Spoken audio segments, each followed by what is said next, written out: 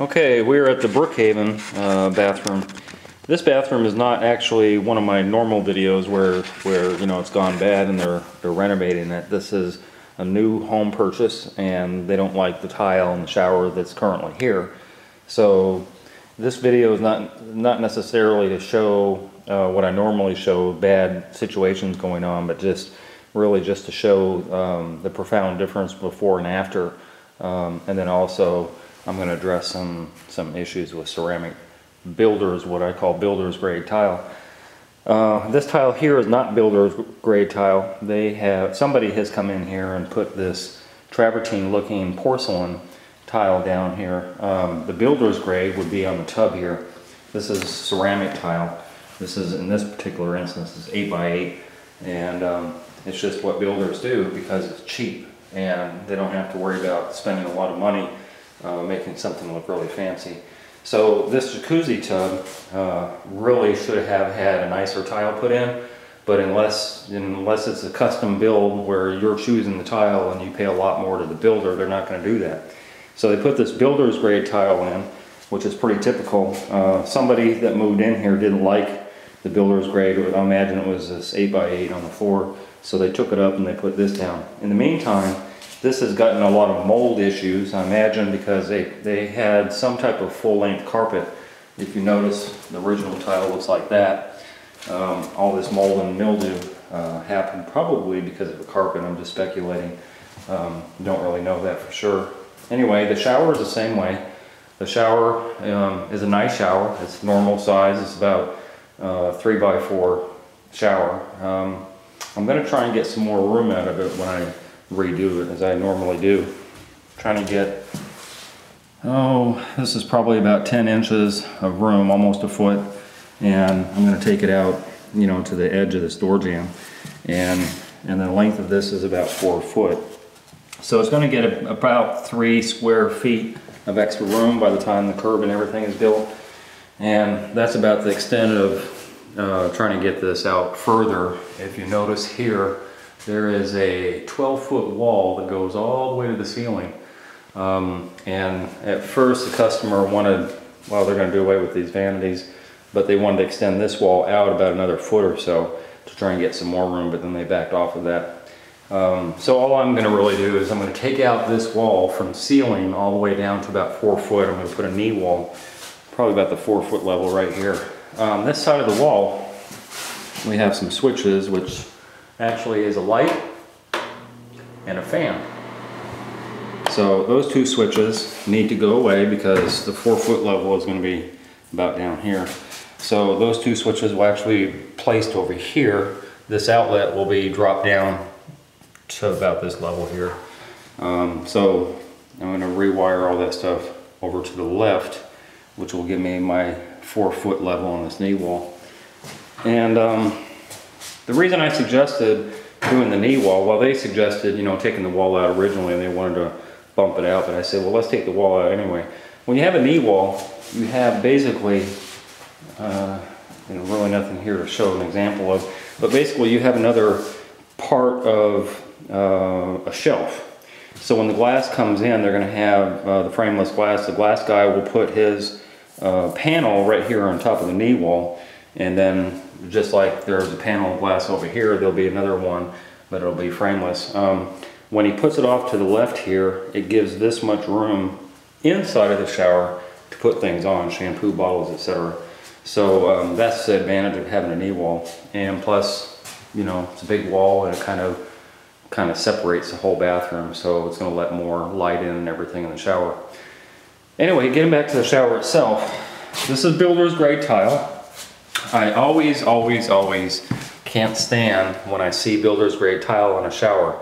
This house was built in 1998, I believe. It's about 14 years old, and it doesn't look like they've really had a lot of issues yet. But 14 years later, I can go inside this grout line right here, and I can literally get some of this powder off of any of these grout lines. This is just, you know, it's not really meant for a shower. So some of this grout's popped out. You can see this line here, it stopped, and there's a couple other areas that I saw where the grout's kind of popping out. over the last 14 years. I don't know how much they really use this shower. You can tell a lot of this grout here has got little holes in it and stuff. So eventually they would have had problems with it, inevitably. The bigger issue is down on the floor. To put ceramic tile, 4x4 ceramic tile inside of a shower on the floor, to me is the most idiotic thing you could ever do. Now, a lot of reasons for that. I don't have an issue with a 4x4. I do tumble marble 4x4 all the time. The issue I have is that it's ceramic, which with ceramic you can only use non-sanded grout, and that's what they have in here. So they use non-sanded grout in here. The fact they don't have any issues yet, well, they had a couple, looks like there's some caulking. So they did a couple repairs on the grout. The grout's not really meant to, you know, a non-sanded grout's not meant to be on a vertical or a horizontal surface where it's going to get saturated with water all the time, because as you saw when I could etch my fingernail into this grout line and come up with all this, look at all that powder, you know, then if it happens on a vertical surface, it's sure to happen on a horizontal. And then you're introducing a lot of water into the shower pan, which is going to deteriorate the shower pan, and eventually you're going to have problems. If you notice here on the edge, got big giant grout lines all the way along here. These have even cracked already. So water saturation has got into the pan without a doubt through those grout lines. Got a couple more bigger ones down here. Look at that. So if you're trying to keep water out of your shower pan, the dumbest thing you could do is put non-sanded grout onto your shower pan. I mean, it just doesn't make any sense. It defies logic. But that's what they do when they're just throwing up these homes like this. And so when you have a shower pan issue, you know, the thing should be as contiguous as possible, meaning there should be tile and sanded grout and sealer and all that stuff to protect it, so that you don't have an issue of any cracks or anything like that to introduce water. So, you know, because there's no problem now doesn't mean there wouldn't be eventually, and I guess that's my point.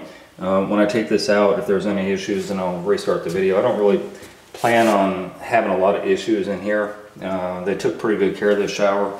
Again, I don't know how much got used, but, you know, I'm guessing another 4 or 5 years they would have been calling somebody, you know, just to redo it because it, you know, got damaged. Anyway, the rest of the bathroom, I'm going to replace the floor. I'm not really sure what kind of tile I'm going to be using. Customer is thinking about a 16 or an 18-inch tile, which I think is appropriate. This floor is large enough to get that. It's probably most likely going to be on a diagonal. I'll use a transition strip here instead of this fake marble. And this area here will be taken out. All this tile will go away. This little backsplash will be replaced with probably whatever this floor tile is, or maybe a 12-inch, with some type of trim or bullnose on the top of that, as well as the face and the deck, what little deck there is. And well, we're not doing nothing to the vanities. As I told you, I think the vanities are coming out. I have this ladder here because it's the only way I can get up there. So anyway, that's about it. I'm not really sure what tile I'm going to be using on the floor. This is one of the rare exceptions where they haven't picked out their tile yet and I'm still doing the job, so hopefully it's not too complicated. But I don't have the floor tile yet. Inevitably it'll be a 4x4 or 2x2, I'm sure. The wall tile will be a 12x12, either porcelain or travertine, I imagine. This back wall here will have a niche, as I always do, 30 inches going left to right. The shower fixture will be changed out, but of course I'm taking down this wall, so along with this electrical issue I have a plumbing issue, which the customer already knows about.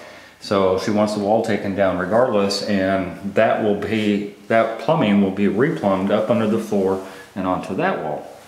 And you know, obviously with a new fixture to match this trim, because they don't like this brass stuff, so it's going to be probably this color here. And that's about it. And probably good 7 days in and out. So this is day one. I'm going to start the demo, and I should be back by the time everything is finished. Okay, I said I wouldn't start this again unless I ran into some issues. As I already said, this bathroom is new enough to not really have any issues per se yet. I think the biggest one that I alluded to earlier, or that I actually mentioned earlier, was the non-sanded grout with the cheesy builder's grade tile. That's an issue. and that would cause a problem. It's not a matter of if, it's a matter of when. The building construction methods have changed over the years. This is what they call sandwiching. When you see you know, this mud cap on the end of ceramic tile, what it means is that there is a piece of sheetrock right behind it. Then they put another piece of sheetrock so they can, you know, bump it out and have this mud cap on here, and makes a nice little edge. The issue is back in the 80s and probably a little prior to that, they were using sheetrock on sheetrock. And then somebody said, well, that's not very bright. You're putting 2 layers of sheetrock, which when it gets wet, it'll be soggy. So then come the 90s, and sometime in the 90s, Durarock came along. And so people started focusing on using Durarock. This is 1/2-inch Durarock. So what you have is you have a sandwiched, you still have a sandwiched piece of tile on the wall. When you look behind it, you have Durarock as, you know, 1/2-inch. And then you have what they put, green board, as the other 1/2-inch, okay? So I don't really agree with the method. You know, Durarock has its place. It's great for floors and it's great for countertops and, you know, different other applications. I don't agree that it's a cure-all on walls, and the reason why, when you had the sandwiching thing going on, everybody lived in an apartment at one time, and what they recall is after the grout got bad and, you know, people damaged the tile and all that stuff, usually around where the tub spout was at, the water would penetrate through, get to the sheetrock, and make it all soggy. The tile would fall apart, and because apartment maintenance isn't that great, they'll usually patch it. So when you live in an apartment, you see all these little patches around where the tub faucet's at, and that's the reason for that. What they decided was, hey, if we use Durarock on the shower, that will never happen. The issue is we're not using ceramic tile with non-sanded grout on showers anymore. We're using bigger tile, you know, 12-inch tile or bigger sometimes, with sanded grout, and we're sealing. So we're negating a lot of the problems that we used to have with the sandwiching of double layers of sheetrock. In addition to that, this stuff is still porous. You know, if water gets behind into these grout lines, it'll still penetrate through to this Durarock. And then of course you have a leak in your dining room or garage or whatever is right below the shower. So water will still get through there. So here is the rocket science that they came up with. Let's go ahead and put green board, which is okay. It's you know, mold resistant, and you know, I don't have an issue with green board. And then let's put Durarock on it. And so they did. They put Durarock on top of that, which got their sandwich, so that they could put this mud cap on that I was telling you about. But the issue is water can still, look at that. So you got a hole right there, and you got many holes along all these grout lines that penetrates into this Durarock, which is, you know, going to absorb all that water, and then it's going to stay stagnant back there long enough until it absorbs through the green board, and then you got issues. So as I said, it's not a matter of, you know, if, it's a matter of when you're going to have problems, not only on the horizontal but also the vertical. I don't have an issue of whatever backer board, you know, somebody wants to use. It doesn't matter to me. You know, there's another video I have here on YouTube where I saturated the cardboard box with 3 coats of Red Guard and let water soak in it for a week, and there's no issues. So theoretically, you could put cardboard up here, Red Guard it, you know, 2 or 3 times, and put tile on it and seal it, and everything will be fine. The problem I have with this methodology, with this form of construction that people are doing, is some reason they think in their mind, wow, we're gonna sturdy this wall up so that nothing will ever happen. But they didn't Red Guard it, and they didn't Red Guard this. If they had done either or, it'd been great. But the outside is where you want the Red Guard. You know, you don't want water penetrating through first and then getting to that. So the whole point is, this is redundancy. You know, to use 2 forms of board on here is idiotic, and then of course to use 2 forms of board, neither of which is sealed, you know, is even stupider. Well, here we are. Here's stupid. As I've shown in a few other videos, I don't know what the mindset is of these tilers, but what they did is this is the shower pan. Going into the shower pan, they have Durarock, okay? into the shower pan. In fact, they got 2 layers. They went up with 1 layer, and then you know, the grain board set on top of that, and then they went up with the 2nd layer, of course, because that's what we have. We have Durarock on the 2nd surface of the sheetrock. So they stuck both layers of this Durarock, hello, inside the pan. So you can see the water staining already. Here's another piece. This is the back piece, and literally it's inside of the pan. Look at that, you got mold. You know, mold on the back of it because, you know, it gets wet. So the wetness, as I've showed in other videos, this is like a reoccurring thing. The wetness is going to travel upward. It only saturates so much, and then it's going to travel upward, and you have mold and mildew, and eventually all the wall's going to come apart, regardless of the fact that you use Durarock, which is why I'm not a firm believer in it. If you do your tile right, see, you don't put the board inside the pan. If you do your tile right, you won't have these issues, but these guys keep on putting their board inside the pan where water is going to get, and they don't understand, you know, the illogic of that. This is one of the reasons that I scab in 2x6s along here, because this thing is all leaning in, but look at that, look at all that mold. You know, like inside the pan, you got, let me see, you got probably about an inch, inch and a half of pan, which is just concrete. And then you stick the board inside the pan that, you know, absorbs moisture. You know, it just, here it is, the double again, you know, inside the pan. And this is wet, you know, this shower pan is wet. And here it is again. Oh, by the way, the curb was wet too. I took it away and I also got rid of it, but the curb was wet for a lot of different reasons. A huge reason is they never sloped the tile. The tile sat flat. So when I took the rail off that held the door, it was all saturated with water. So you have, you know, 4 or 5 grout lines that just get saturated with water all the time.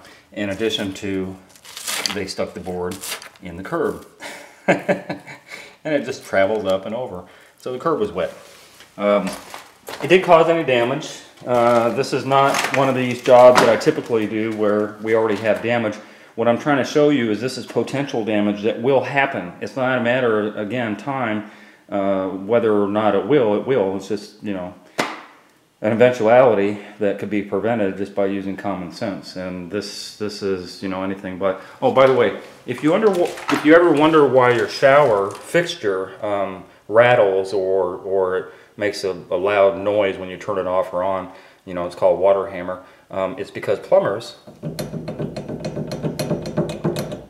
aren't that good either. These are, see there? That's held to brace it.